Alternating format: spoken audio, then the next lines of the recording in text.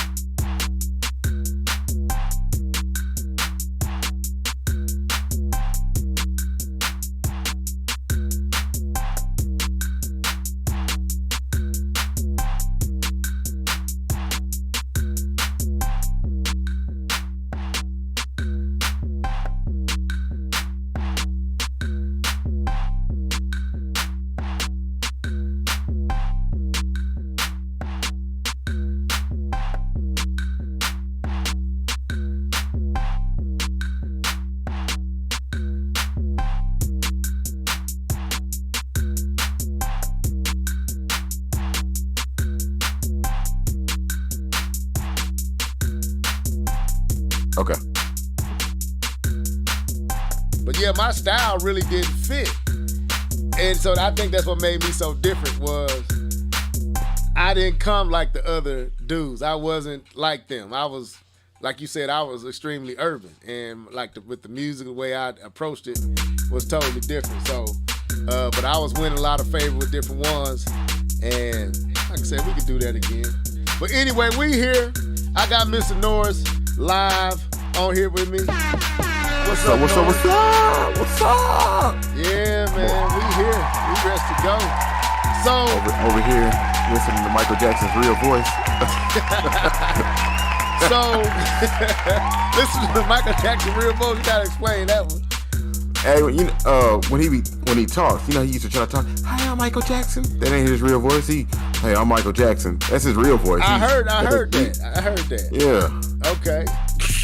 He was up there faking, wasn't he? Yeah. But no, man, we back. We jumped on a little bit later than we normally do, trying to accommodate Mr. K-Bum 20. He should be jumping on here shortly. So when he do, I'm going to readjust our little faces up here, or I don't know what you call that. But anyway, so, but we're going to go ahead and get started because we ain't waiting on him. So we're going to go ahead and jump into this thing. Let's go. It's about to get live. We keep it pretty level, no surprise. Come and listen to the topics bustin'. Then check out our discussion. Keith Norris and D2K. K-Bum 20 on the MIC. J.I. Knight all the way in Germany. Leveled head, you know who that boy be. What they say? Live and level, live and level. We on that MIC. Live and level, live and level. We just talking them games. Live and level, live and level. Take a seat and listen up, man. Live and level, live and level. What's up? Like I said, we are here. Mr. Norris, what's good with you, fella? Oh, man. Yeah, man. Living the dream and praying for the black folks in the Ukraine. Yeah, I said it. Yeah, I'm praying for all of them, but I feel you that you must saw that video where they was trying to recruit that dude. He's like, yep. You going to that fight? But he sure said he wasn't going to fight nobody. But yeah, man, that's sad, man. And praying that this don't escalate to a 3, man. You know, I hope this don't escalate to a 3. You know, but man, who you telling?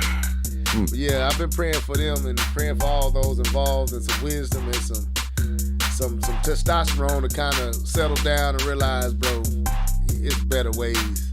But anyway, we ain't here to talk about that. That'll put a whole damper on everything. So what's been good with you, man? I'm just playing these games, working, and I got a new play coming up. Yeah. Be playing in the Wizard of Oz. Gonna be playing Oz and Professor Marvel.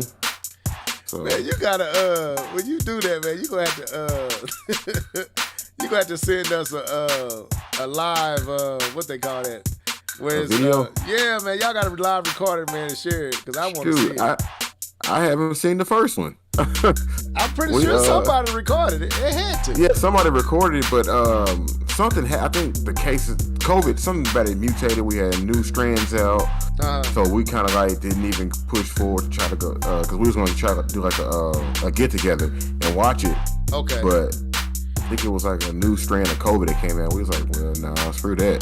That's very, I got you. Well, yeah, I wouldn't mind seeing it, man. If y'all do and you can get it some kind of way posted online privately or only to those who have the link, I would love to watch it because that's kind of what we do. We when we do stuff like that, I upload it where it just be between us and only people that I send it to can watch it. So that'd be dope. I wouldn't mind seeing it. But anyway, man, welcome back to another Live and Level Gamers podcast. We still plan on being here not too long, maybe an hour, 20 minutes. We a little behind our normal time. K-Bum 20 should be jumping on here in the next few minutes. But do you feel like doing what you've been gaming on, Keith? Or should we just skip that? Man, let's just get right into it because all I've been playing was Guardian, so. Okay, I beat it. They probably want to hear the music. I'll play the music, but we won't spend much time on it. Let me go ahead and play it. Yeah. You know what time it is? It's time for What Have You Been Gaming On? Sing it, folks. Let's go. Let's go. Hey. What you been gaming on? What you been gaming on? What you been gaming on? What you been gaming on? What you been gaming on? What you been gaming on? Gaming on, gaming on, gaming on.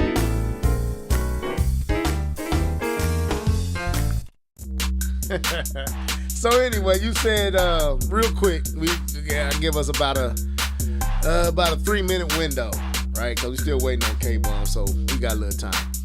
So what have you been gaming on here lately? Still playing that Guardians of the Galaxy when I can. I've been kind of busy lately, so I just try to play when I can. That's the only game. Okay, me too, man. I actually set out to beat it, and I accomplished that. I beat it. Was it Monday or Sunday? I can't remember. Between LeBron and them hurting my feelings, I can't remember.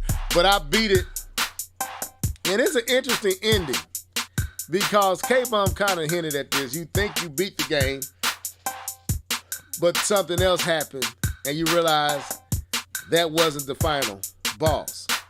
So it's interesting, man, when you see it and when you experience it, and you gonna know right off what's happening because it's clear what's going to take place as soon as it start happening. But I enjoyed the game. I was ready for it to end. I think I got to that place where I was ready for it to end. I don't know where you at in the game, but I just met Mantis.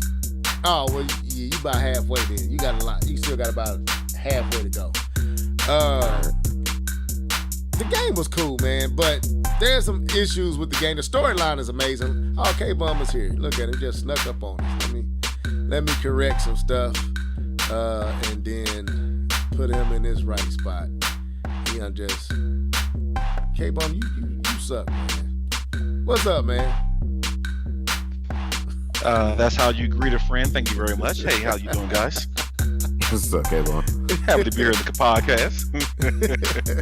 No, I'm just saying, man, you just threw my... I'm like, oh, he done showed up and just really threw everything off. But nah, what's good, bro? You got everything taken care of? Yes, I have just finished all my tax work, so your boy is good and ready to go. So government, stay away. I paid you. Leave me alone. So basically, I can look forward to receiving some residuals. Can I indulge in some residuals? I'm just trying not to pay. But so anyway, man, welcome to the show, K-Bum. You know the show ain't like right when y'all not here, so it's good to see you back. We kind of just talking about what we've been gaming on, and you came at the right time. We only gave 3 minutes of this, and there's only 1 more minute left, and I'm done with mine. So what you been gaming on, bro? Well, I am not a 3-minute man, so don't don't box me in. You gotta slap yourself for that. You definitely gotta slap yourself for that one. Nobody's not gonna accept this. No. That was not remotely called for. Totally not called for. No, I should not accept that. So I don't think none of us are 3-minute men. I would hope not. Go ahead. I'll be quick. So the only thing I'm doing is I've been gaming on is Cyberpunk. Pretty much. I've done a little. Go ahead. I'm messing. Go ahead. Yeah, so I've been playing Cyberpunk. Man, that game is deep. Been playing that mostly. I've really been working. Actually, I've been working overtime. So I really hadn't had too much time to game. I actually went to bed right after work because I got off like 8, 9 last 2 days. But been doing that. Oh, and FIFA. So been playing Cyberpunk and FIFA. That's pretty much it. I gotta jump on at least just check because I ain't talked with the crew in a minute, man. I've been absent. But I might be on tomorrow night. This Shifu, man, is kicking my behind, bro. I can't. That's why I ain't even talk about it. Like, Shifu, I was going to text y'all, man, I'm going to be on the Shifu for a minute. The Shifu is Shifu, for real. But no, man, that's what's up. So, we ain't got a lot of time. We ain't trying to stay on here all night. K-Bum got us operating later than we wanted to. But you know my boy's here. Welcome to the show. But, so we got a few things. We're going to talk about this state of play. And then we're going to talk about this situation with Ubisoft. And who makes Horizon? What's that development studio? Guerrilla Games. Yeah, Guerrilla Games had some shade to toss at Elden Ring. Now, Nia got on to me last week, and I felt like, I was wrong. I ain't have no... looks can't tell you what a game is. You know what I'm saying? I was kind of just looking at it. It didn't look different. But I'm torn because I don't know which game to buy. I don't know if I should buy Elden Ring or should I buy Horizon because I'm not buying both. So I've been hearing good things about both. The more I see of Elden Rings, the more I'm interested in it. But at the same time, I know them type of games, and I can see myself getting bored with it just as fast as I was hyped up. I did the same thing. What was that game with Ubisoft? Phoenix Rising? Phoenix. Man. Yeah, I got into it first, maybe the first 5, 6, 7 hours, I was like, oh, this game this is right what I was looking for. Man, I got so tired of that game. I was like, man, I'm done with this game. So I don't want that. And I can see this with both these games. And that's my fear. Like, the original Horizon, we finna go into this. I'm going to start playing this state of play, but just setting it up and talking. The original Horizon did me like that. Like, I was into it. Like, man. And then, I don't know, it just lost me. I ain't feel like taking down another. Did you finish it? No. I got tired of trying to take down these dinosaurs and hiding. I'm good. I don't want to do this no more. And I'm interested because I think the visuals are amazing. The game looks fun. I'm not gonna say I didn't enjoy Horizon, but I just moved on to something. And when I played the original one, I played it way after it had came out, so I was out of the window of the hype around it. And then there was other games that I wanted to play, so I kind of just threw it back on the back burner and played the other games that was kind of in the window of freshness. And so I don't think I really gave Horizon a fair shake. I was enjoying it for what it offered, but it did get redundant. It did have a redundance to it. So I never really finished it, but it wasn't because the game wasn't good. It was because I got distracted with other games. So, but anyway, K-Bum, you still haven't played it, have you? For Forbidden West. No, I have not played the game yet. I have it, but I have not turned it on. I'm trying to get through a good. Cyberpunk is just a bunch of boo boo, man. Man, let us slap yourself. Let us slap yourself, man. We want to hear about Horizon Forbidden West, and you got caught up in a 3-year-old game. That game just came out. Right? It's technically 3 years old. December 21st. What is it, December 21st or 20th? December 20th. Yes, 2020. Something like that. Got you, man. We can't hear about Horizon Forbidden West because you playing cyber. This was my most anticipated game. So, hey, man, and I was kind enough to wait and be patient until all the bull got pushed out of it. And after all that, it turns out it's a really good game. I ain't mad at you, man. Anyway, so let's get on into this state. Okay, who got to see the state of play this week? I watched it. All right, I'm going to mute it because I know I could say fair use, but I don't want them because I be hearing people say fair use. Do you supposed to say fair use when you do this stuff? I don't think that's how it works. Okay, fair use anyway. We going to mute it so it don't matter. But so we going to go ahead and kind of, we're not going to look at everything, but what just as it's playing, what did y'all think about the state of play? Did y'all enjoy it? This first game, what was the name of this game? I can't remember the name of this game. I mean, I only enjoyed one game from it, so. Okay. I think my daughter coming downstairs. Let me mute myself. Yeah, it's her. That's the Exo Primal. So I have the list of everything that was shown. Oh, okay, good. I believe that's Exo Primal with the first one. That did not. Dino Crisis for me. But that's what I was hoping. Anthem / Dino Crisis. I heard people been calling it. Is that a PlayStation exclusive? Oh no, I'm watching it. I see my it. My bad. My babies came down here, so I had to kick them out. But I did have to kick them out. She trying to tell on her sister. But no, I thought this was Dino Crisis. That's what I was expecting to come up like. Oh, this is new Dino Crisis. It don't look bad, but go ahead. One of y'all was talking. I cut in. Go ahead. No, I was just saying it to me. It didn't do it for me. It didn't wow me. Right. And I thought it was Dino Crisis too, like the future, like dinosaurs taking over. We got to get in these exosuits.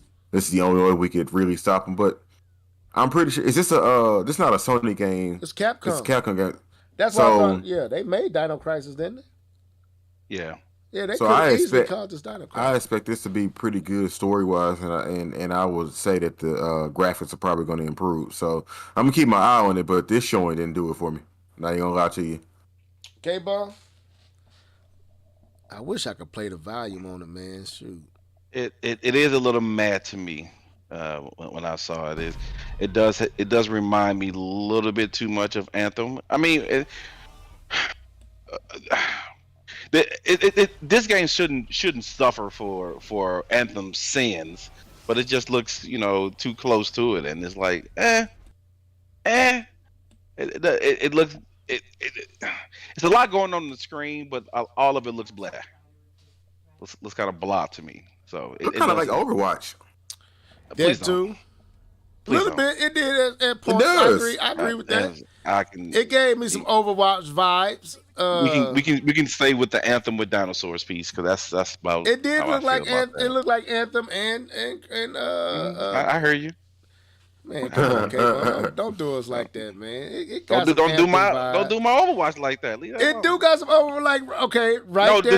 this is exclusive. It says PS5, PS4. I didn't see any other symbols. That gave me there. some Overwatch vibes. This scene right here. Yeah, I didn't see anything else on that. It said PS5, PS4, so it may be exclusive. K-Bub ain't checking into nothing I'm saying. Man, don't give a damn what you saying right now. He just puts it right on past like I ain't saying nothing. Like, dude, Dang. you dirty. Like I ain't just said anything. I ain't show you nothing. But yeah, that was one right not by there. that How you knowledge. say that? Expro. What? How you say that? Primal. Exo Primal. Okay. Yeah. Yeah. It wasn't bad. It wasn't a bad start for it. I thought it caught my attention. Not that it blew me away or anything, but it did catch my attention. Now, what y'all think about this Ghostwire? I believe it's free right now. I believe, right? Is it free on PlayStation Plus?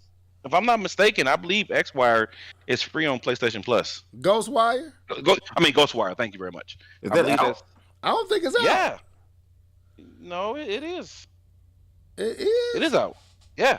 Let me see, man. I don't I'm turning my PlayStation on right now to check, but I'm almost certain that it's one of the free games in the PlayStation Plus. Oh, it's coming to the PC on the 25th. Yeah, it's PC though, but it's already. Oh no, that's Ghost Runner. Okay, my bad. I was gonna say, bro. bro. They sound too close. I apologize. Yeah, that's Ghost Runner. Okay, That's free. That's the one that you can hop around. It's like a pretty intense type of game. But this is Ghost Wire. It's a little bit different. Right. Yeah. Right. I apologize. 25th. How many years have they been showing? They've been showing it since the PlayStation. Basically, since the PlayStation became a thing, right? It looks so. good. It looks. Yeah. It reminds me of that game on Nintendo. In the same aesthetic. It got the same. What's that game, Keith? You talking about the one with the camera? Yeah. Fatal Frame. Fatal Frame by Cap. I think that's by Capcom. No, it ain't Capcom. Anyway, but yeah, it reminds me of Fatal Frame. And I never paid one, so.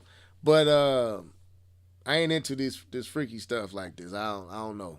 I'm bad saying that freaky stuff. I ain't into all that freaky stuff. It's funny. I just had a conversation with Nia on Twitter about how a lot of the Eastern type of games don't tickle my fancy, and this looks kind of blah to me. It's just not my cup of tea. Right. It was a heavy focus on Eastern games. This one was supposed to be. Yeah, it was. Strangers It was. of Paradise, Final Fantasy Origin. So, new demo out. That didn't do nothing for. I ain't into Final Fantasy like that. So, I Koei, can't. Koei Tecmo makes the Fatal Frame game. Just for anybody listening. okay. Oh yeah. Now, okay, you're right. Okay, this was one I was wanting to see more of, but this got pushed back. Yeah, to October, I believe. Yeah, I ain't mad at that. Square Yeah, Enix. What is this? Forspoken? Forspoken. Yeah, this game to me, I'm anticipating this game. It looks fun to me. It looks cool. This game looks cool, and the more I see it, the more it gives me that. What's that game, K-Bum? You like Second Son? Infamous. Oh Infamous. yeah. It gives me Infamous vibes. With how she moves and stuff like that. It looks cool, man. I'm hoping that the gameplay actually really feels like this, and it just ain't hyping us up. But this is supposed to be, I guess, in-game footage. It looks cool. It looks real good. I would actually play this game. I've put this in my GameFly queue, so I've actually put this in there because I actually want to give this game a try. It looks pretty cool. It's it does have kind of that Japanese type of Final Fantasy type of look to it, but it still feels a little bit different. It right? feels like a cross between Final Fantasy and that Second Son Infamous. It does. Like the merger of the Final Fantasy aesthetic with the Infamous control. Like it feels like Infamous to me. Every time I look at it, feel like Second Son. Not necessarily Infamous, but Second Son. That particular. Right. That reminds me of Returnal a little bit. Yeah. How you have to dodge everything. Returnals. Yeah. Talk about Returnals. Yeah, I agree with that in some parts. It looks like Returnals in some aspects. But no, this one I'm actually anticipating. I'm not gonna lie. This one is on my to pick up. So far, I'm not mad at this particular state of play. I'm not mad at what we've been seeing so far. Ain't nothing blew me away, but no. But what's been sold has been I would consider solid. I don't Yeah, know it's how not a waste of time. Yeah, it's not a meeting that should have been an email. Right. What's this one? They could have kept this Gundam stuff. Man, huh? Was it the Wii U? I don't know. That mess look horrible. People still like Gundam, man. Hey, keep this stuff, bro. Now you stop making the Gundams and put Transformers on it or Voltron. Okay. I might care. I thought it was Transformers at first. I mean, that's what they look like. They look like Transformers, but nobody care about no Gundam. Well, Transformers is Japanese. Yeah, it is. That's why I said Transformers. That's what they stole it from. They actually paid the Japanese. Too much Netflix. They actually have the story of how Transformers came about, which they were originally Japanese toys that they took from Japan and had told the Japan guy to make the toys, and then they sent them to America, and we named them. Actually, Marvel. A guy from Marvel was the person that wrote the backstory and named the majority of in fact, all of the first generation Transformers was named by a person at Marvel. Okay, I didn't know that. Now, what was you watching when you? Because I watched one on He-Man that was dope. Which one was you watching? The toys that made us, something like that. Yeah, that was one. They had He-Man, how He-Man came a thing. They had Transformers on that one too. I didn't see. It's really good. The Transformer one is really good. I say check that out. This is what I'm talking about right here. Oh my God, this one I got geeked out, and I know y'all. I know how Cowabunga feel, but this is nostalgia. What you mean? I'm just saying, like, I don't see you going back to none of these games, Cable. I don't see you trucking back on none of this. So let me speak my piece. All right, hold on. Let me pause because this is some goodness. Since you know how I feel. I got so geeked on this. I am not a fan of nostalgia. I've let people know that many times. But your boy would play some Turtles. Okay. I'm sorry. I will play some Turtles. Some Turtles in Time, some Turtles 2, the arcade version. I can do some of that, player. I can do that right now. Bro, dude, like I still have Turtles in Time for the cartridge. I don't even know what the Super NES is, and I still have the cartridge. And it's upstairs right now. So I got my basement. I got the arcade Turtles, the arcade version. I got that somewhere in my basement. I just saw it on the Nintendo version. On Nintendo. Yes, right. Sir. Yep. Like, dude, this is like. First of all, that's why I wanted to take some time, because I think these companies are missing serious dollars. Like, this is smart of Konami, and they kind of taking advantage of the whole. What is it? Teenage Mutant Ninja Turtles Shredder's. Is it Shredder's Revenge or Shredder's something? Yeah, Shredder's Revenge. Yeah. So that game is, we don't know when it's coming out, but the truth is, even though I'm still anticipating that game, this still. Did we just get a Turtles game? Huh? Didn't we just get a Turtles game? Well, it hasn't come out yet. Shredder's Revenge. Shredder's Revenge. I'll pull it up here in a second. Yeah. But this still, because that game is in the same feel and graphical look as these games, and they giving you, I mean, the tournament. This one, brother, you know how much time and how dope this game was, and you getting all the original arcade Ninja Turtles, like. Bro, I went back to childhood. I went back to videos and cream quarters, putting the quarters on the front of the thing for your turn. Like, I went back to 12, 13, arcade in the mall level. Like, bro, this game right here was on the Super NES, and I think they had another version on the Genesis. And I didn't like. I didn't play Turtles in Time because I think that was Super NES. Well, Turtles in Time was arcade, and they brought it to the NES, and they added some elements that wasn't in the That's what I'm saying. arcade version. I didn't play the home console version. Okay. Man, I can't believe K-Bum looking forward to this title. Hey, like I said, man, how many hours me and my brother we spent playing Turtles. Mm-hmm. It is very hard to calculate that time. And Right. if this has the Genesis version right online multiplayer, does it have online multiplayer? Yeah, that's what I was going to say. This is actually not all of them. The ones that have online multiplayer is, I think, Turtles in Time, the arcade Turtles, and the 2 fighting ones are Bet online. money. If Turtles 2, the arcade version, has multiplayer, online multiplayer, me and my brother, I will buy this, and me and my brother will play it. Bruh. Hands down. Because I remember when me and my brother you should stream sat that. down. You say what? I'll be jumping on that joint with y'all. Bruh, I'm telling you, man. Like, I remember when me and my brother finally sat down and beat the arcade version. Because I think Tang is at the end or whatever. I remember our enjoyment and excitement when we actually beat it.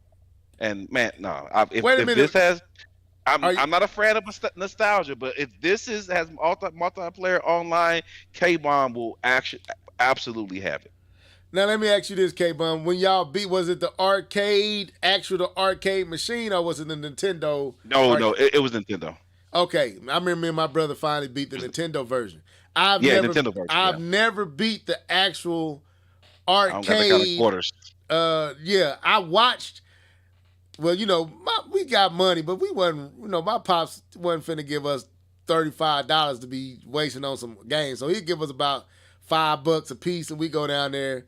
And you didn't want to stay on Ninja Turtles the whole time. You trying to play Street Fighters, Tekken, all the other stuff. Right. Tekken wasn't even down there at the time, but Street Fighters, Mortal Kombat, all them other games that was there. And I remember watching Ford. I ain't trying to be raping white boys. And they was over there, and bruh, they got to Crane. Like, because the final boss in the original is always going to be Shredder.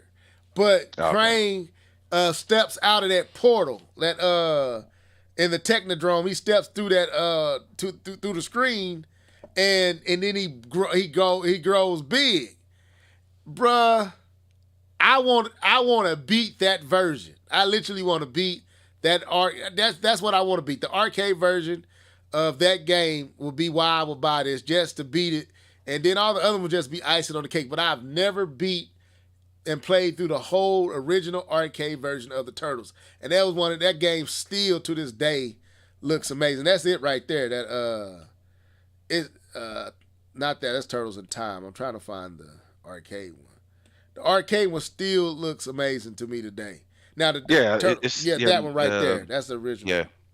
It still looks good. Yeah. Now, I did beat Time Crisis 3 or 4 or whatever that's called. I beat that in arcade. Okay. That's the only other game I've actually beat in arcade was Time Crisis, but I haven't beat anything else like the X-Men game, or I beat the X-Men game with a emulator. Oh man. I beat the arcade version with an emulator, but that's about it. This day. That's all everybody talking about is this one. Now the thing is, what am I going to buy it on? Am I buying it on the Switch? Am I buying it on the station? I already got enough controllers on the Switch. Only way I buy it on the station is y'all get it. I would say, because I'm getting it. It would be cool if it was like multiplayer on everything, though. Yeah, like it don't even matter what you're on. I would hope, but they probably ain't gonna make it cross-gen. That would be cross-platform, but. Yeah, I was stoked about that. They should. But you don't get on the console. I play with you on the PS5, but you don't be on it. But my girls, I know with my girls, I got 3 controllers on the PlayStation 5, but I got all that on the Switch. Get on the Switch then. I don't know yet. I'm torn. But anyway, we just passed this, and I don't even know what this. I thought this was Rampage, like a new version of Rampage. This. What was this? This was Giga Bash. Yeah, Giga Bash. Giga out I'm not playing it. Yeah, Giga out of here. Giga on past me. So anyway, yeah, they can keep all that. So This JoJo, what is this? JoJo Bizarre's Adventure. This is a 2D fighting game. Well, it's based off the anime. Yeah, what they call that, 2D or 3D. It's kind of 3D, 2D ish, but it's a fighting game. Hey, I'm good. I don't care. Did y'all like it? Did y'all interested in any of this? Mm-mm. No. Okay, let's keep it moving. I mean, outside of Turtles, the only thing that stuck out to me was Forspoken. So, well, this one right here. Well, there's one that stuck out to me. This Samurai one looked dope, bro. You didn't see this one? Trek to Yomi. Let me see. Maybe I missed this one. Trek to Yomi stuck out to me. It stuck out. Like, yeah, that looks this pretty looks nice. Good, man. I was like, whoa, this look cinematic and violent and supposedly got a really good storyline. Like Tsushima. Is that how that game? Ghost of Tsushima. Yeah. Yep. You didn't see this? This kind of stuck out, man. It looks very stylistic. Yeah, it looks stylistic, like tech, like Sifu is, like Trek to Yomi, like stylized, just like Sifu is, very stylized. Yeah, I do remember. Did I see this one? Man, I don't even know if I saw this one. This one stuck out. This one really did stick out to me. I think I might. Now, if it's $40-$50, I don't think I'm. It need to be probably about 40. It should be 19-20. I would hope. But no, this looks good. Very artistic, very moody, very cinematic, and I like it. So very cinematic. Yeah, I thought that one stood out big time. Let's continue. What is it called again? Trek to Yoma, I believe. Yomi probably. Now they really naming the actors who's playing these characters. It looks dope. Yeah, it does. And it's side scrolling. I like that. Yeah, it looks dope. I did like that. Instead, at first I was like, do I really want it? But I was like, you know what? I already experienced an open world samurai game. This is a different take. And the reason I say that is because in Shifu, there's a side left right angle. When you walking through the hallway, they take you into a left right angle, and it still has 3D space in it. So they can, and when I was looking at this, it still has 3D space, but in a 2D world, and it still will give you a lot of movement, a lot of motion, a lot of different things. So now I'm looking forward to that. It just depends on the price. The price is going to determine if I purchase this one or not. These other two games, what was it? Because I ain't trying to stay on this. Yeah, the Returnal, and then I want to talk about Returnals because I do like this co-op element added to it. And man, when I was watching, and I'm gonna tell y'all the truth, this is a good looking game. It is, and I think I might have the courage. Hint, hint, K-Bum, hint, hint. I got this online service for no reason. Hint, hint. Y'all don't play Call of Duty no more. K-Bum. I was on Call of Duty the other day, but anyway. What, Warzone? Cold War. Okay, I was on Cold War the other day. I ain't erased it yet. I was on it. K-Bum, they got a new map and they got a new gun on there. They actually updated it. So anyway. Okay, dude. I give this a shot. It is not my cup of tea. I bet you Taz give this a shot. No, Taz would, because Taz played what's the other game House Marquee make? Stardust, I believe they made Stardust. I believe they're the same people who made Resogun. Resogun. Yeah, my brother loved Resoguns. Okay, he loves Resogun. So this may be up Taz's alley, because but this is. I played Resogun, put it down. Played Stardust, put it down. But yeah, I will believe Taz would want to play Returnal if he actually saw it. But I want to see what it's about. I'm trying to wait till it go down in price. I ain't giving no. It may end up being free some point on PlayStation Plus. Okay, the way they be doing it. Hopefully, because I want to try this. The more I see this game, I at least want to try it out. To see what it's about, because it got what is it about it that's catching your eye? What is it? Well, it's the visuals, it's the the take on old school games like what's that game? Centipede. Remember Centipede where you having to dodge all the different things coming at you? Yeah. They kind of took that and brought it into a modern. So what this genre is called bullet hell. Is what it's called. It's when they fill the screen. Hold up, okay. Well, let me give you a claps on that. What's called? What is it called again? It's called bullet hell. That's what they call these type of games. Okay, mom, you be on it, bro. Man, I gotta do what I gotta do. But it's when they fill the screen with bullets, right, and you have to dodge the bullets. So it's a very similar take on type of that, but this is in a 3D space. Right. Normally the bullet hell games are usually 2D, right? But this is a little bit different because it's a 3D space, and so that's what it kind of is. And it takes a lot of his characteristics is taken from that type of genre. Okay. No, I've been intrigued by the game since I first saw it, and that it intrigues me and it intimidates me at the same time. Because I'm like, how is this going to work? I can see myself dying so much that it's a turn off.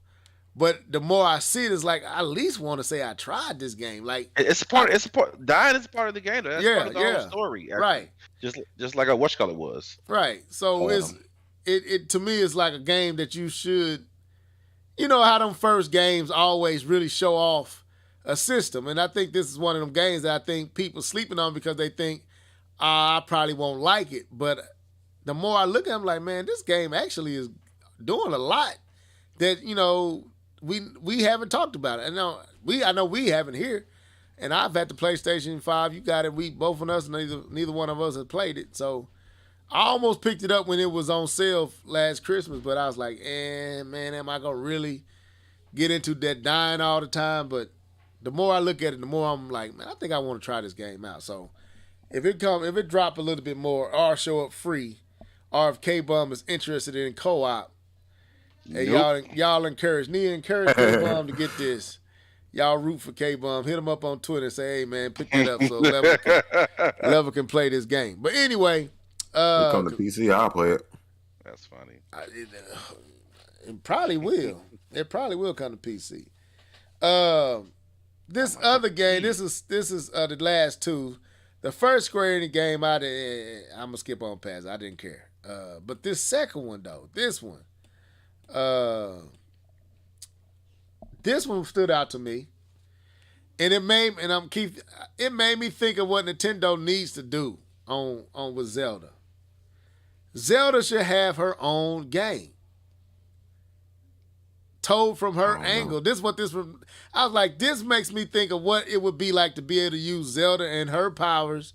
And, we always hear the Link part, and we kind of just told the Zelda part, like what Zelda did before she got captured or before whatever. Like in, like Sheik in, what is it, Ocarina of Time. Like she would show up, you didn't know it was her, but like explore the Sheik character and what she did. Like instead of remaking Ocarina of Time, actually tell Ocarina of Time from what Zelda was doing in the world, and have Link doing things in the world and showing up in places, but you telling it from what Zelda was doing while Link was doing what he was doing. And when I was looking at Nintendo. This, huh? I was gonna say, Nintendo. But go ahead, you finish now. No, I was saying, like, to me, this really got my brain to thinking, like, that'd be dope. This looks cool, man. It looks like a cool game. It doesn't look like a RPG. Like, it looks like more of an action RPG, like a Zelda. And I could definitely see myself being interested. The more I look at it, I'm like, I don't know. There's certain elements about it that make me feel like it still don't quite hit like I would want it to hit, but this game stood out to me too. But go ahead. No, I was gonna say, Nintendo, they got to come up with a whole new style of gameplay. They not just gonna, if they were to ever do a Zelda focused character game, it's gonna be a whole complete. I would believe it'd be a whole different type of mechanic. Like they just don't stick Zelda in the like Breath of the Wild or whatever, or even the older style Zeldas. See, I'd rather be in the older style. Like, yeah, like literally go back to Ocarina of Time, remake that world, and tell Sheik's story in that world. To me, that's man. Cause that would be dope. Cause Sheik is a bad character, right? Like a good character, right? She a good character, and she was powerful. Like she was basically like the Sheikah. That's been play on Sheik. That's what it really playing on. But she like the Sheikah clan. She can do all that, like vanishing out of nowhere and dust, and like ninja. That to me that'd be dope. But no, this game. Here we are. This just made me talk about Zelda. But this game looks cool. I'll keep an eye on it. Can't miss an opportunity to bring Nintendo into it. No, that wasn't like that. It wasn't like that. This game just made me think of another character. I'm sorry. But that was the state of play. Overall, what did y'all think? What did y'all think, K-Bun? That's cool. It was cool. It was cool. I mean, it didn't. I'm not gonna be like, oh my god, PlayStation wins everything. No, man, it was cool though. I mean, it wasn't complete trash, but it wasn't. I wasn't like, oh my god, I gotta get every game on this list. Right. So it was cool. Okay, that's how I'll say it. Yeah. As I always say, man, it's always good for somebody to give you like a little short snippet of videos and stuff in the gaming community. We be out here waiting on games and stuff, so it's always cool. But I'm with K-Bun. It was cool. It didn't knock my socks off or anything like that, but I'm glad. I was happy to see more Forspoken. Yeah. Each time I've seen that game, it's gotten better graphically. So yeah, I'm in the same boat with y'all. I thought it was cool as a gamer to be able to have something to see. It wasn't a snooze fest. The turtle right. stuff alone was great for me. It just made me feel good to see all them Turtles games in one spot. The only thing they messed up was they didn't give you a date for it, just like Shredder's Revenge. We still don't know when that's coming out. But and seeing for Spoken again was dope, and seeing more gameplay. I thought it was solid. Nothing crazy, but not bad at all. 20 minutes, perfect time. Didn't overstay his welcome. Didn't spend a lot of time on senseless, boring games like Gundam. They kind of showed it and went on past. I'm not mad at it. Not mad at it at all. Good job, Sony. Thought y'all did a good job. All right, so let's get to this next topic. 3, 2, 1, go! And we might still be able to get out of here kind of close to our normal time. So, Elden Rings has been out, about a week? A week or two. Yeah, about a week or two. And it's been getting very good praise from reviewers. Like, it's pretty much from last podcast, I think we said perfect. They saying it's a perfect. 90. I think it was at 97. 97. On Meta. Yeah, Metacritic. So that's pretty high. That's pretty high right now. So the game is basically considered, one of the top games out.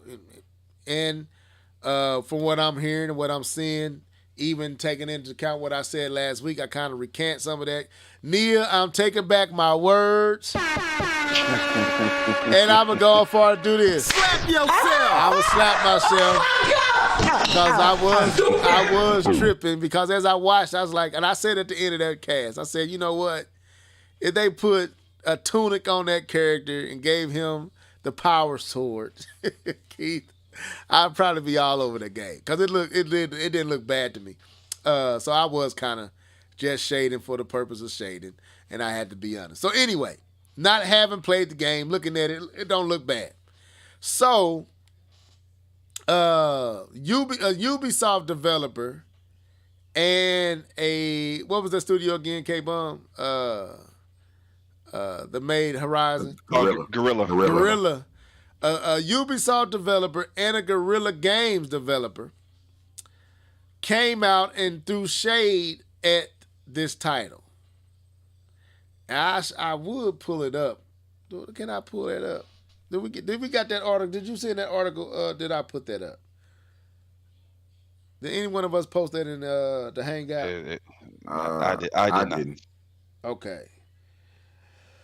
I'll pull it up in a second. I don't feel like it, but I'll get it in a second. But so they had some choice words to say about the world and the whole kind of and K Bum kind of. I'm used because this is what they said. So another game that kind of does some similar stuff that Elden Ring is doing with breaking from the mold. And we kind of gonna have to talk about the Ubisoft formula with open world games. Well, what's said about this game is similar to Breath of the Wild. It doesn't hold your hand on literally trying to force you down a particular path and to do these things in a certain chain. So in this game, you can go anywhere, at any time, at any power, whether strong enough or not. If you want to go over there and fight whoever, you could go over there at the beginning of the game and forego the weaker bosses and building your character up. Like in Zelda, you can go fight Calamity Ganon from the gate. Soon as you get off of the plateau, the Great Plateau, you could go fight Calamity Ganon. You could straight with 3 hearts, Keith, with 3 hearts and a leaf and a little twig. You could go attempt to fight Ganon. You know what I'm saying? It's a folks who've done it. Right. So it really broke the mold of because you could beat a game literally within, if you got the skills, you could beat the game within 20 minutes of playing it and forego hundreds of hours of gameplay. Where in previous Zelda games, you had to go through on a beaten path, go to this dungeon, go to that dungeon. And if you broke that order, I think in Skyward Sword, if you did a particular dungeon before another dungeon, it would break. It would cause a game-breaking glitch in the game. I don't know if you remember that. Like if you went out of order in a certain way, you would break the game because you didn't have a particular item. I can't remember how it worked, but you didn't have a particular item, and once you went that way, it basically broke the game, and you had to start over. So Breath of the Wild, the world is yours. Like Nas says, the world is yours. You do what you want to do. So in this Elden Ring is kind of following that same template. And actually what I'm hearing as I was listening to different ones talking about this situation with Ubisoft and Guerrilla is they have taken that and just went even more ham with it. So what Ubisoft basically said was, basically they came at it because everybody was talking about their model. Like, and y'all know how Ubisoft games is. You look at the Assassin's Creeds and all they open world games, it follows the same aesthetic. It feels you got all these to do things and dots all over the map that you got to go do, and it just littered with filler basically. And so I guess they got salty, and I'm gonna find an article, and I don't know if y'all read up on it, but I'm gonna throw it at you, K-Bun, first, and you kind of share your thoughts, and I'm gonna find this article so I can literally read what these devs said, and then some counter arguments from actual Ubisoft developers actually countered they and basically said that their formula was tired and boring. So go ahead, K-Bun, and then I bring Keith in. So this is actually part of the conversation that I mentioned last week, right? I think privately in our group chat, I kind of mentioned, can a game like Elden Ring really be a 10 with this? And what Ubisoft did and Guerrilla did is kind of list out some of the issues with the game. Right, they talked about the performance aspect of the game, that it really struggles to keep the performance that they say, which is 60 frames per second. There's some issues with the UI. It's kind of clumsy, doesn't really tell you what to do. Definitely not user friendly. They talked about some of the issues with the open world, where it kind of just dumps you in there and you kind of just have to figure it out yourself.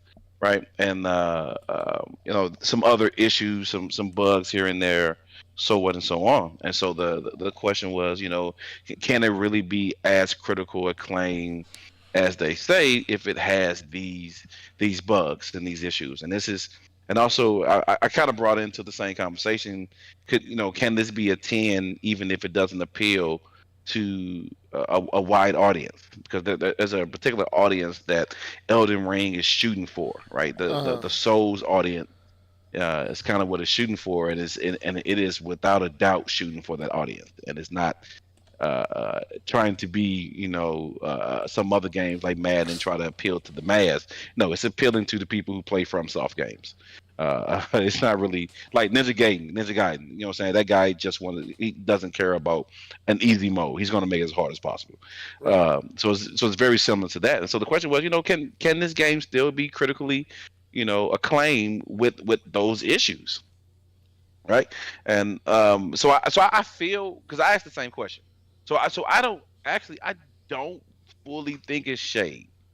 Not with all my being. I don't fully think it's shade, because I myself asked the same question about Elden Ring. Can we really give it the accolades that we can with it, with those issues? But I do have to side with this. I do have to side with the fact that I believe that no game is perfect. Every game is going to have some type of issue. There's no such thing as a perfect game. There's no such thing as a game without bugs. It's always there. There's every single thing you use has bugs and issues.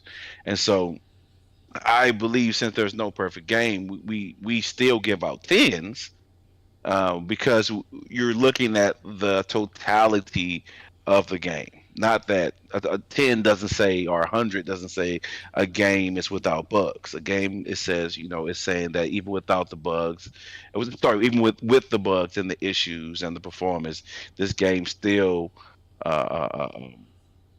rises above all of that. So I think some of it is shade. I'm not going to just completely say, well, they're just talking stuff because they came out the week after them and they just talk.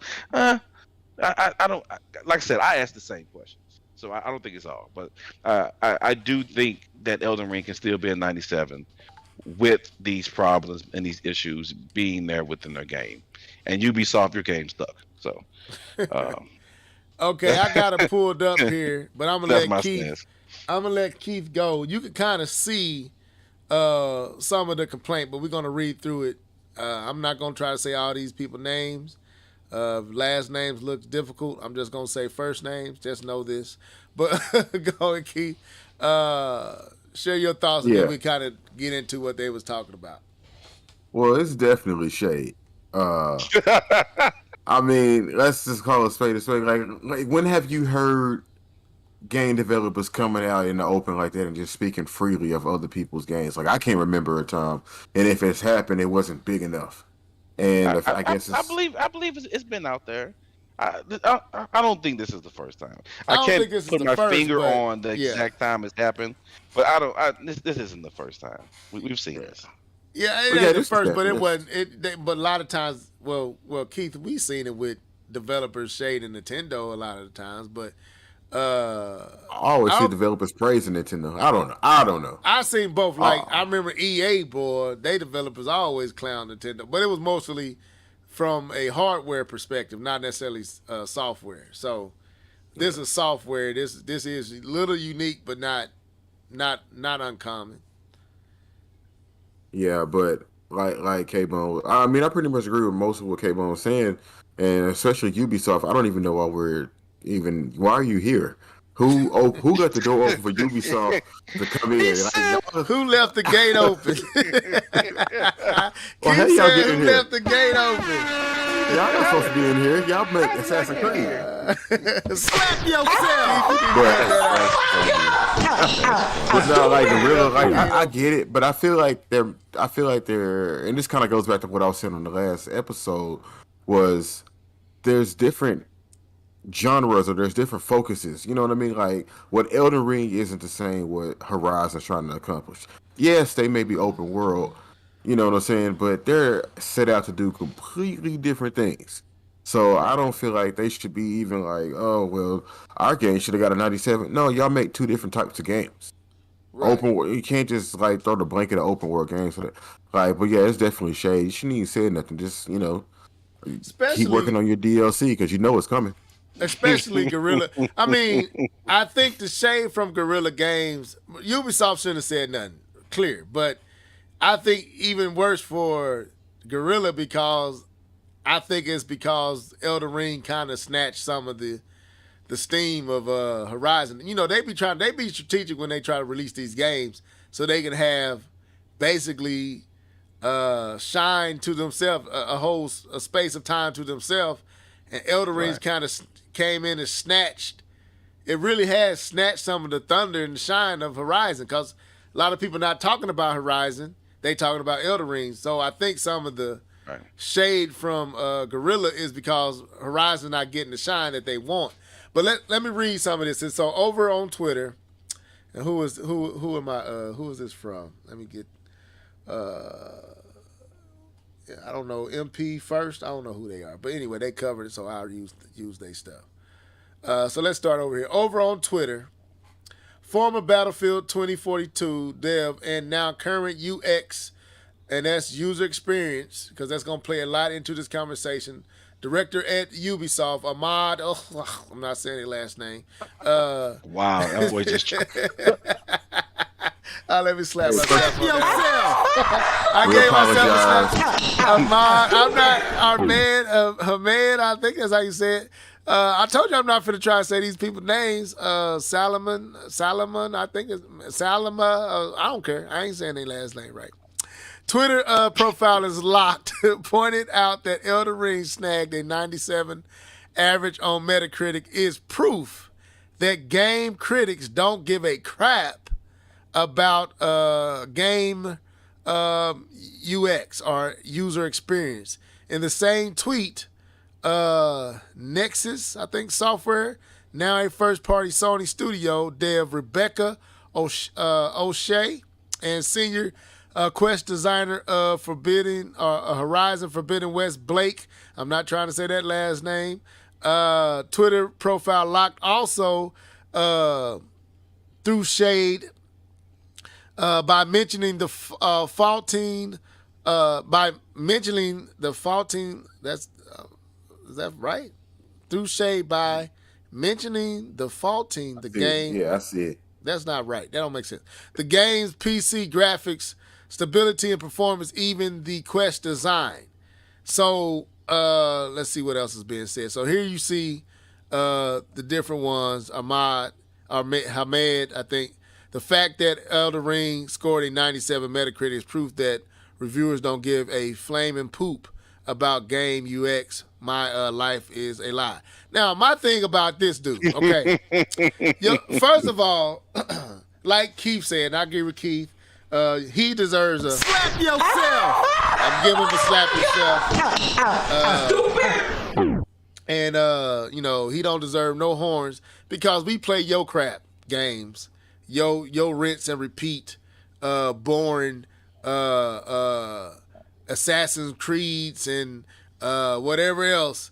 And so you apparently don't care about the user experience either. So how you going to talk about them when y'all don't care about the user experience? So you get another. Slap yourself! Yeah, you get that again. So anyway, so let's move on to Rebecca.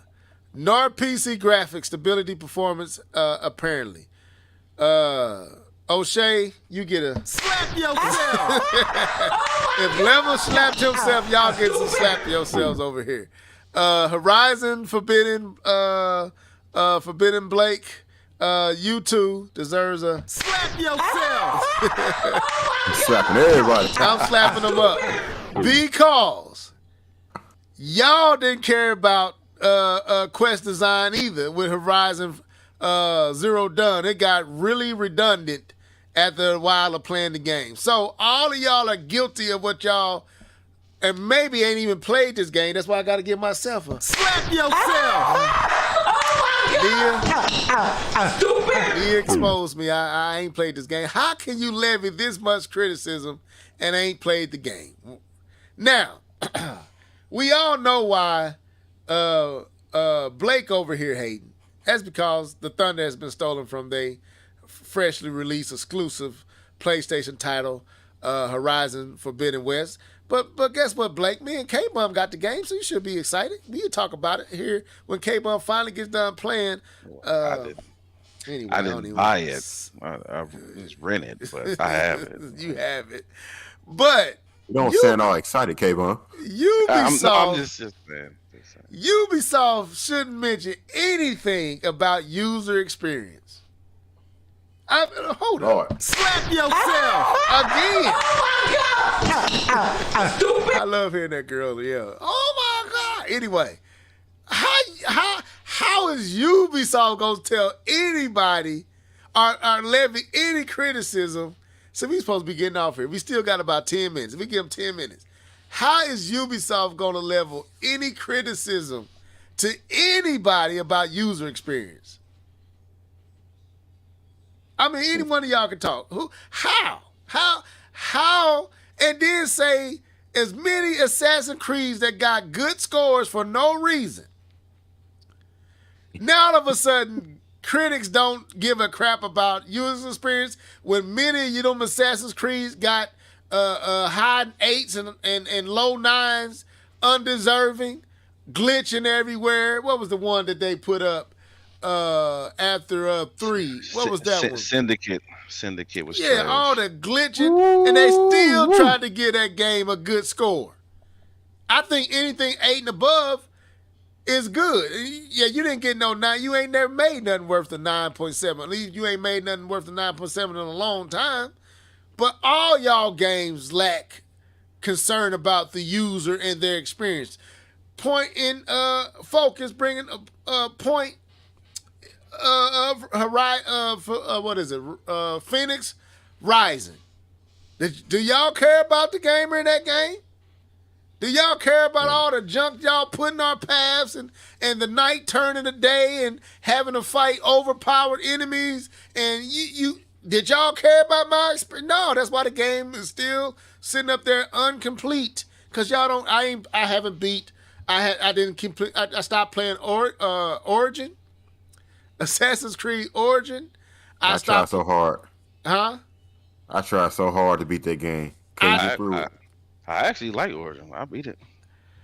Man, I liked it, but K-Bum, let's be honest, didn't it get repetitive after a while? Yeah, but it wasn't as bad as other Ubisoft games. Okay. All the different. It got repetitive, but like I still would prefer that over any other Assassin's Creed that I played. All the doggone your map looking like dots all over the place. Don't know what to go where. Like if you really don't know how to read the map, you confused. Where do I go next? Well, no, y'all don't care about no user experience. Go ahead. I don't care who want to talk, but no, they. So I'll jump in because I have a counter argument to the point. Again, so for me, I'm looking at what's being said, not who's saying it, right? And that's why I levy my own concerns with the score the game got and some of the issues that was put out there. Like I said, some of the issues I don't disagree with. I mean, I think those they were the performance is something you cannot disagree with. The game has struggled with performance issues. It is something that is well documented. What's this? Elden Ring? Oh yeah, Elden Ring. Yeah, Elden Ring. So it's like I said, some of the points I don't disagree with because again, I'm looking at what's being said, not just who says it, right? Wait. Let me throw this in there. Just throw this little bit in there. Can they say it though, K-Ball? Can they levy with glitches? Okay. All right. Yeah, they can still say it because what's being said is still correct, even if the person saying it is being a hypocrite. It doesn't make the statement less right. Is the point that I'm trying to make, right? It doesn't make the statement less right. Because even the Bible said it made the donkey talk. It's a different conversation. So I'm looking. So that's what I'm looking at. I'm looking at the actual. Even the donkey talk. I'm looking at what's actually being said. Right. So and like I said, I did kind of bounce around the same ideas in my head. And here's the second point to it, right? When did we start trusting reviewers anyway? Like I thought we didn't trust reviewers. So even them bringing up a issue with, because remember the whole conversation we had with what game was that? Death Rising, not Death Stranding, right? About reviewers trashing the game, saying how bad it was, and the review being an 8 or a 9. We were like, what the crap? So I question reviewers anyway, right? And I don't really trust reviewers and what they have to say. Well, you still got to read between the lines when it comes to reviewers, and not just take the score like, oh, use that as a way to brag about your game. But I'm not a big fan of reviewers anyway. I'm not gonna just side with them because I have personal issues with them. So that's kind of how I look at the issue. I do believe that there is some hate in that, but I believe some truth in there too. Okay, Keith? I mean, yeah, I mean, when you put it that way, there's definitely some truth in. I mean, they're not just talking like she's talking about the stuttering on a PC. There is PC issues. Yes, it absolutely is. There's PC issues. So I understand that, but just why are you saying it? I'm supposed to say it. I'm the one who can criticize this game. You're actually in the industry, and you know what it means to have put out a product. Level mentioned Syndicate. Syndicate was horrible. Like it gave me nightmares. It was horrible. It was terrible. Like y'all know what it takes to be in this industry. You can't.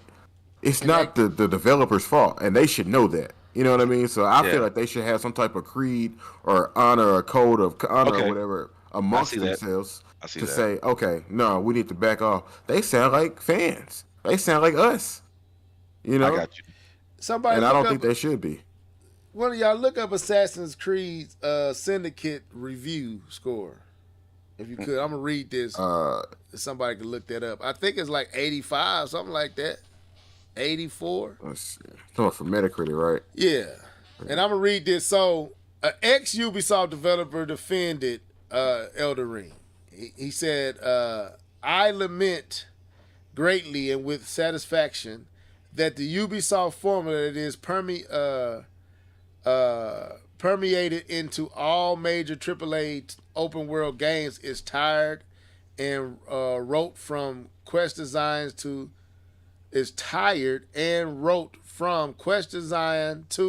UX or user experience. Everything about it, I just wish it would stop." So I don't know if anything else is on here, and I don't want to click too much on something that I don't want to pop up on these stuff. This stuff be having. All right. Anyway, so that's what he said, and I agree. He even admitted that the open world formula that Ubisoft kind of formulated has grown tiring.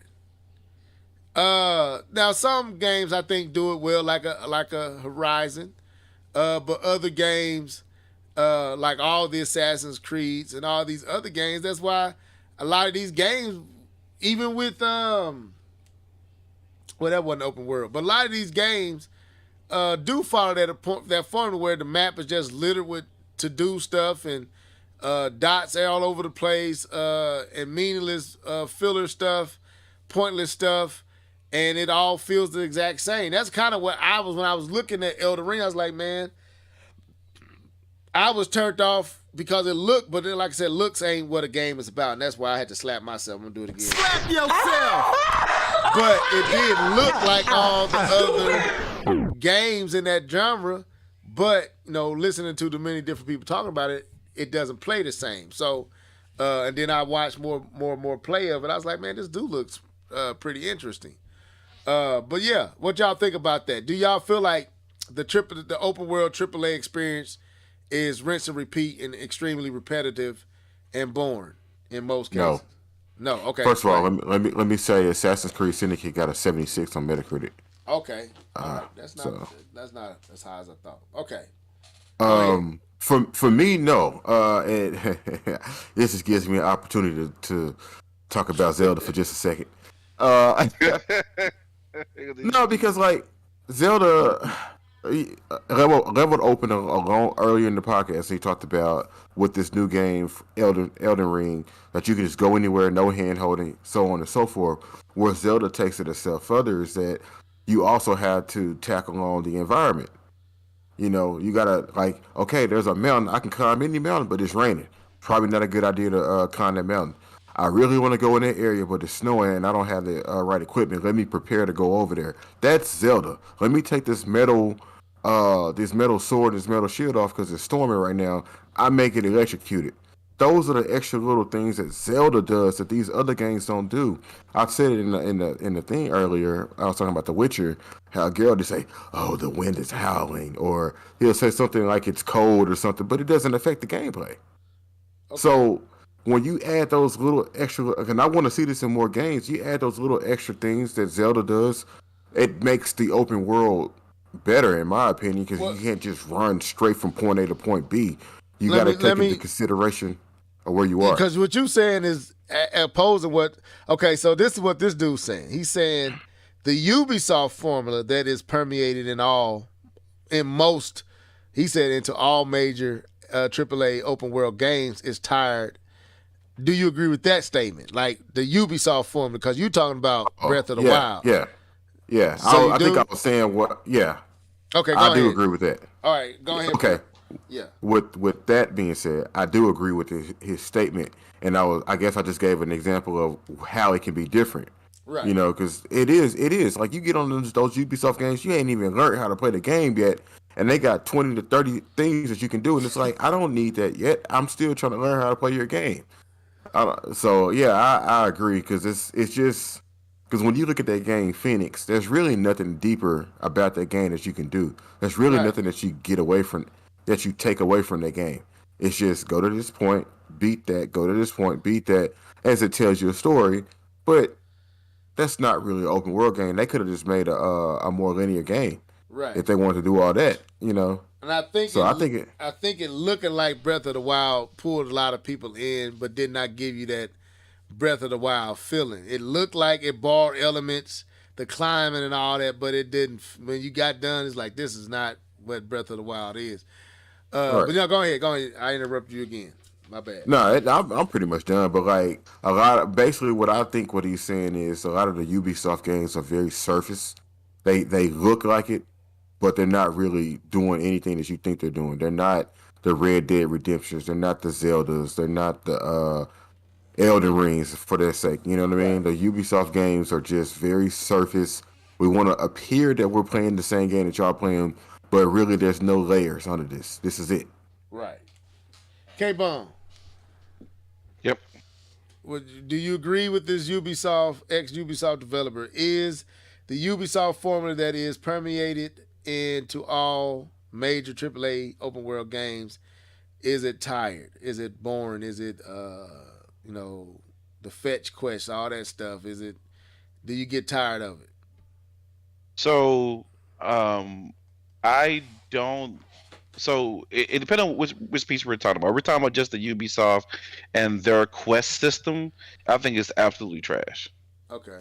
And the way that their filler quest that they have in their games, I think is absolutely trash. But I don't prefer the way that Zelda did it. I don't prefer that. That was a turnoff for me. That just don't show me anywhere how to go places, and just you have to just figure out. Here's a picture of where you have to go to take this picture to complete this thing, but it doesn't show you. It shows you this random 4 kilometer area that you have to do, right? And I'm like, yeah, I don't want to do that. That does not seem fun at all. So I do not um, care for the Zelda way of doing things. I prefer the Witcher way of doing things. I was going to ask Um, you. Yeah. Okay. Now you it was already the Witcher the Witcher way of doing things, which the side quests and stuff like that mean something. It's a purpose to it. Or It's not Cyberpunk. it's or Cyberpunk made by the same people. It means something. It's not just you know It's not filler, man. There's a purpose being told. The purpose for it. There's a story being told here, right? And it's meaningful, and sometimes even more meaningful than the whole. Sometimes more meaningful than the full content. The main story. The main story, right? Right. And it's like, wow, I've spent 2 hours on this side story that was so engaging, that was so much fun, that was so appealing that I forgot that I haven't even started on the main mission. Like that type of content is what I like.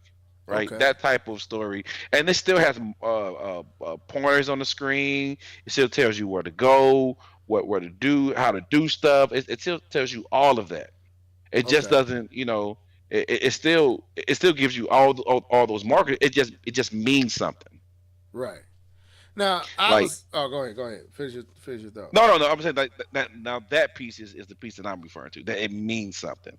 Okay. Like, I don't like the ones that don't mean anything, man. It's just the filler. It's just to pad the time that it takes to finish the game. Just to make That the is game why longer. Just to make the game a little longer. And that was Assassin's Creed 2, and that is the reason why I never played another Assassin's Creed into Origin. You want to know another game that was guilty of that? And What's we that? talk Skyward Sword. Like the refreshing nature of Breath of the Wild is because while Zelda is a great game, it's always good. And Keith can attest to this, and anybody that plays Zelda can attest to this. Some of the stuff that you do in Zelda is strictly just busy work. Just go find this butterfly. Go find this many bugs. Like, nah, bro. I don't want to go find the cat to bring the cat to the dog to call the dog to. Like, you remember that puzzle in I think it was Twilight Princess? You had to get the cat to do something. It's like, man, I think, yeah. Like so, and also what you described too, Keith, was in the other Zeldas, like Fee. If it was a Fee in Skyward Sword, always would make hints. Like, oh, that was so annoying. That was terrible. Yeah, game. it was terrible. Oh my god. So Nintendo was guilty of that type of stuff too, and that's kind of what what's his name, the dude over Zelda now. Wow. If you hadn't said that, Anuma, not Anuma. Anuma. Yeah, you're right. Anuma. Okay, Anuma. That's something he was trying to break away from. And K-Bump, interestingly, Witcher was one of his inspirations. The Witcher 3. Now, he kind of took Witcher and other elements in other 3D in open world games and the original Zelda, and how in the original Zelda you had the same thing. You can go where you wanted to go when you wanted to go there. Didn't have no set path for you, and kind of brought that into a 3D space. But then that was a major, man, that used to frustrate me with Fee and Skyward Sword. Every time you stand still for 1 second, you try to figure out, she just tell you what to do. Like, I almost said something. I don't need you to, like, girl, I don't need you to tell me, shut up. I almost had it.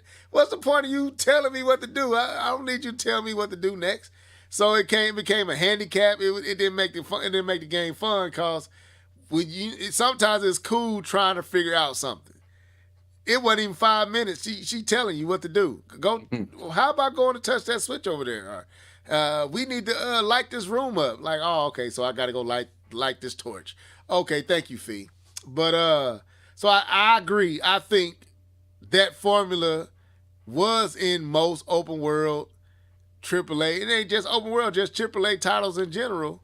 It is a tired experience because a lot of these tropes are true across different games and different development studios. So to see Elden Ring take a page out of Breath of the Wild and Zelda and do something unique and different and take that and build up on it and do their own thing with it, it's pretty cool. And like they said, these developers who making these games that we don't even want to see another Assassin's Creed or anything from Ubisoft at that matter that ain't got Splinter Cell in it, they can kick rocks because y'all guilty of everything y'all complaining about. And the Guerrilla Games developer, again, Slap yourself! Hey, maybe y'all should have brought Horizon Zero Dawn out last year instead of pushing it into this year. Talking about the new one, yeah. Yeah, y'all, you want trying to get to the you gambled. You gambled and thought Elden Ring wasn't gonna do it. They came and wazzazopped y'all head. Now y'all feeling all upset because they have stole y'all shines. got diced up by Zelda, getting diced up by Elden Ring. Right. Oh, that did. You right.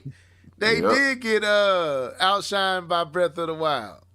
But I mean, hey, it's still gonna make it sell. I'm looking forward to playing it, but I'm not gonna front. I'm intrigued, and I left the podcast last week when I said at the end, if they put a tunic on this, and I had to be honest, man, they put a tunic on this boy and give him a power sword and a shield, and call him Link.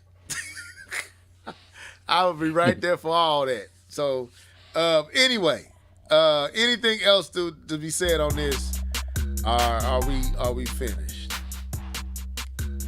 Ubisoft, stop hating, make better games. Yeah, man. Yeah. K-Bomb, anything else? I don't have anything else to say. All right. Well, this was the Live and Levels Gamer Podcast.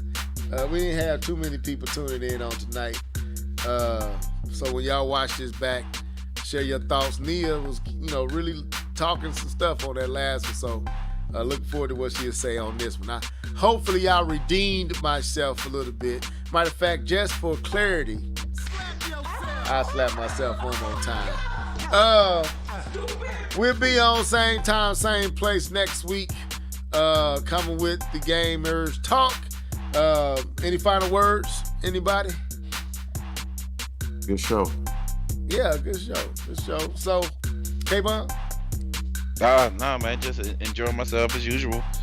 Kicking the back and talking games, so enjoyed it. All right, I enjoyed myself. So, see y'all next time. Till then, stay safe and blessed. Slap yourself.